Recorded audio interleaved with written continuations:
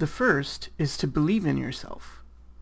At first I didn't know what this meant. I thought believe in yourself meant to believe that you had the potential to become a successful artist. And I thought I had that. I believed that I could be an artist. But I recently discovered that this isn't what it means to believe in yourself. I think believing that you can do something is believing that you can do something. But it's not believing in yourself. To me, believing in yourself means to believe that you have something unique and special about you that gives you something to offer to the world. It means that you don't need to copy others or look to others for validation or a definition of who you are. When I look back at my art, I would always dismiss the things that I was actually good at. My talent, if you could call it that. I thought it wasn't worth anything, and the most important thing was gaining skill. I regularly told myself that talent was nothing, and hard work and skill are all that matter.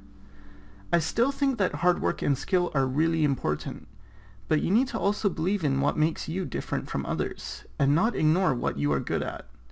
You're probably good at something because you're suited to it. I think if you ever choose to pursue art, you really should be having fun with it. Don't make the mistake I made and attach your self-worth to your art.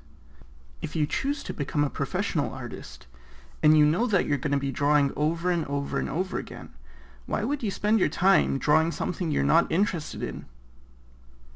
I think if there's a choice between being a generalist, a jack of all trades, or a specialist, it's much more rewarding to be a specialist. Firstly, people tend to look at what's most impressive, and it's hard for a generalist to build their skills up high enough to become incredibly impressive at anything. I think that's been something that I've suffered from. If I was more single-minded and focused, I could be a much better caricaturist or a concept artist. But because I've been trying to learn many different things, I think that maybe makes me a better teacher, but perhaps not as strong of an artist. If I can get my act together, stick to one method and one style, then maybe I can change this though. Another thing I think people need to do is to discover how they learn best. Everyone learns differently, and often I think we're all aware of ways that we learn better or worse. Maybe you're a slow learner or a fast learner, maybe you learn better from a teacher, or maybe you learn best alone. Finding out what method suits you best is what should inform your decisions about an art education.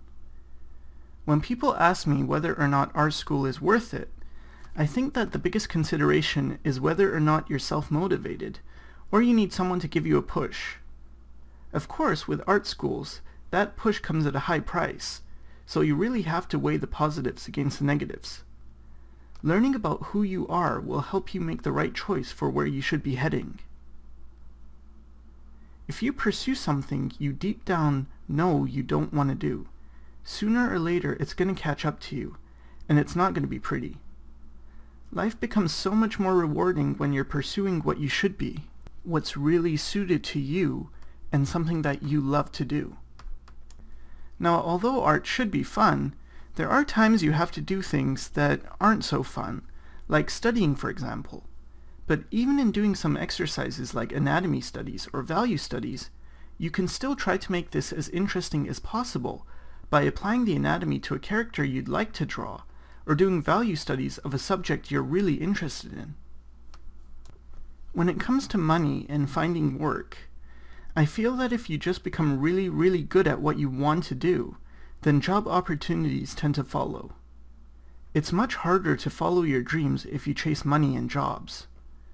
But this requires a lot of time. If you can't make the time to pursue your dreams, then I don't think it's a good idea to take a job in art you don't like just to make money. And finally, if you really think you can do something, don't let other people talk you out of doing it. To do anything well requires a lot of time and effort. There are no easy fixes.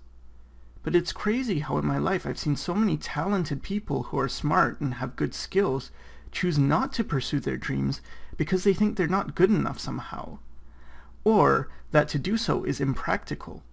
Meanwhile, the people who may not be as smart or talented just work hard and don't think about any of that, and they become successful.